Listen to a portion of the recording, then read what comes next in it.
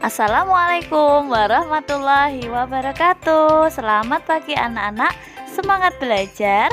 Hari ini kita akan belajar mata pelajaran tematik. Tema 1, indahnya kebersamaan. Subtema 2, kebersamaan dalam keberagaman. Pembelajaran ke-1. Anak-anak, sebelumnya kalian sudah banyak belajar tentang indahnya keberagaman budaya Indonesia. Sekarang kalian akan belajar tentang menjalin kebersamaan dalam keberagaman agama. Dengarkan penjelasan berikut ini. Suku, budaya, dan agama yang berbeda tidak menghalangi Udin, Siti, Dayu, Beni, Lani, dan Edo untuk menjalani kebersamaan. Mereka berbagi cerita tentang budaya masing-masing dan saling belajar satu sama lain. Hari-hari mereka penuh keceriaan dalam kebersamaan. Hari ini mereka berkumpul bersama untuk bekerja sama.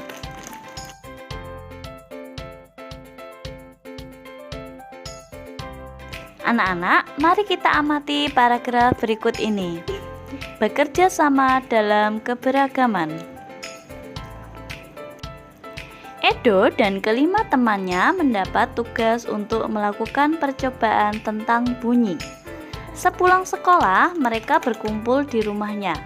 Setiap orang sudah menyiapkan peralatan yang dibutuhkan.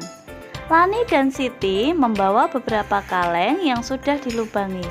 Udin dan Beni membawa benang kasur. Mereka berkumpul di halaman depan rumah. Keenam sekawan siap bekerja sama melakukan percobaan. Saat percobaan akan dimulai, tiba-tiba terdengar azan. Siti dan Udin meminta izin teman-temannya untuk sholat. Teman-temannya mengizinkan mereka untuk melakukan ibadah. Edo meminjamkan ruang makannya untuk digunakan Siti dan Udin sholat. Meskipun Edo beragama Katolik, ia tidak keberatan rumahnya dipakai untuk sholat. Beni yang beragama Kristen, Dayu yang beragama Hindu, dan Lani yang beragama Buddha menunggu dengan sabar temannya beribadah. Keenam sahabat selalu menghargai satu dengan yang lain. Tiba saatnya keenam sekawan melakukan percobaan. Setiap orang menunjukkan tanggung jawabnya dalam bekerja. Tidak ada satupun di antara mereka yang duduk diam atau memberi perintah saja. Semuanya ikut bagian dalam percobaan. Saat Dayu membutuhkan pertolongan memotong benang, Udin datang membawakan gunting. Saat Edo kesulitan menali benang di kaleng, Siti ikut membantu. Keenam sahabat bekerja sama dengan semangat. Mereka hidup rukun, saling membantu meskipun berbeda agama. Anak-anak, tidak pernah ibu bosan mengingatkan bahwa setiap bacaan biasanya terdiri atas beberapa paragraf. Setiap paragraf memiliki gagasan pokok yang didukung oleh gagasan pendukung. Gagasan pokok adalah ide utama yang dibahas dalam suatu bacaan. Dapat berupa kalimat inti atau berupa pokok paragraf. Sedangkan gagasan pendukung adalah uraian atau tambahan informasi untuk gagasan pokok. Mari kita baca dan mencari tahu gagasan pokok dan gagasan pendukung dalam sebuah paragraf. Paragraf 1, kalimat pertama, Edo dan kelima temannya mendapat tugas untuk melakukan percobaan tentang bunyi. Kalimat kedua, sepulang sekolah mereka berkumpul di rumahnya. Kalimat ketiga, setiap orang sudah menyiapkan peralatan yang dibutuhkan. Lani dan Siti membawa beberapa kaleng yang sudah dilubangi. Udin dan Beni membawa benang kasur. Mereka berkumpul di halaman depan rumah. Keenam sekawan siap bekerja sama melakukan percobaan. Dari sini kita sudah tahu bahwa kalimat pertama disebut dengan gagasan pokok karena merupakan ide pokok atau tema yang dibahas dalam paragraf 1. Sedangkan kalimat kedua sampai ketujuh disebut dengan gagasan pendukung. Selanjutnya paragraf kedua. Saat percobaan akan dimulai, tiba-tiba terdengar adzan. ini merupakan gagasan pokok.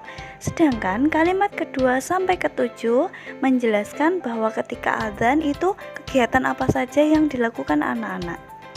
Jadi gagasan pokok terletak di kalimat pertama, sedangkan gagasan pendukung terletak pada kalimat kedua sampai kalimat ketujuh.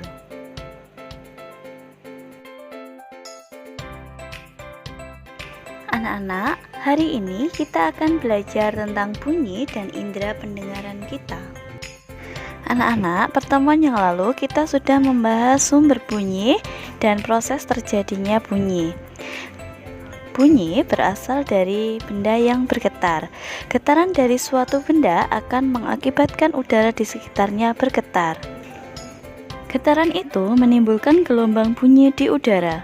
Benda-benda yang bergetar dan menghasilkan bunyi disebut dengan sumber bunyi. Berikut contoh berbagai sumber bunyi yang ada di sekitar kita. Bisa berupa alat musik, meja, atau panci yang dipukul. Ini adalah gambar indera pendengar kita atau kita sering menyebutkan dengan telinga. Alhamdulillahirrabbilalamin, kita wajib bersyukur kepada Allah Subhanahu wa Ta'ala karena telah menciptakan bentuk tubuh yang paling sempurna. Salah satunya adalah kita diberi indera pendengar atau telinga. Dengan menggunakan indera ini, kita bisa mendengar berbagai suara seperti kicauan burung, suara air mengalir, dan musik. Apa saja bagian dan fungsi indera pendengar? Mari kita pelajari hari ini. Perhatikan gambar bagian-bagian telinga berikut. Secara umum, telinga dibagi menjadi 3 bagian, yaitu pertama, telinga bagian luar, kedua, telinga bagian tengah, dan ketiga, telinga bagian dalam. Telinga bagian luar adalah daun telinga yang berfungsi untuk menangkap suara dari luar, kemudian diteruskan ke lubang telinga. Lubang telinga berfungsi meneruskan suara ke gendang telinga. Gendang telinga adalah selaput tipis yang bergetar bila ada suara. Fungsinya untuk meneruskan suara ke tulang-tulang pendengaran. Kemudian yang kedua adalah telinga bagian tengah. Telinga bagian tengah terdiri dari 3 tulang pendengaran dan saluran eustasius. 3 tulang pendengaran terdiri dari tulang martil, tulang landasan, dan tulang sanggurdi. Fungsi 3 tulang pendengaran adalah memperkuat getaran dan meneruskan suara ke koklea. Sedangkan saluran eustasius menghubungkan telinga bagian tengah dengan rongga mulut. Fungsi yang lain adalah menyeimbangkan tekanan udara antara telinga bagian luar dan telinga bagian tengah. Yang terakhir adalah telinga bagian dalam. Telinga bagian dalam terdiri dari tingkap jorong, tingkap bundar, 3 saluran setengah lingkaran, dan rumah siput atau koklea. Pada rumah siput terdapat ujung-ujung syaraf pendengaran dan alat keseimbangan tubuh. Anak-anak, dengan indera pendengar kita dapat mendengar bunyi-bunyi yang berbeda pula. Keanekaragaman bunyi yang berasal dari tempat ibadah dapat pula kita dengarkan, misalkan suara adzan. Terdapat beragam agama yang dianut oleh masyarakat Indonesia. Adanya keragaman tersebut membutuhkan toleransi di antara pemeluknya. Anak-anak, tahukah kalian agama apa saja yang ada di Indonesia? Agama-agama yang diakui di Indonesia antara lain Islam, Katolik, Kristen, Hindu, Buddha, dan Konghucu. Untuk tetap menjaga persatuan dan kesatuan di Indonesia, kalian harus tetap saling menghargai antar umat beragama. Berikut beberapa sikap menghormati dan menghargai antar pemeluk agama. 1. Memberikan izin ketika teman akan menjalankan ibadah. 2. Tidak mengganggu teman yang sedang melaksanakan ibadah. 3. Bergaul dengan semua teman tanpa membeda-bedakan agama. 4. Saling menghargai dan menghormati dengan teman yang berbeda agama. Anak-anak, untuk menguatkan materi hari ini, silakan kalian baca buku pembelajaran kalian, pembelajaran 1, halaman 31 sampai halaman 34. Terima kasih, tetap jaga kesehatan, tetap sehat, tetap semangat. Wassalamualaikum warahmatullahi wabarakatuh.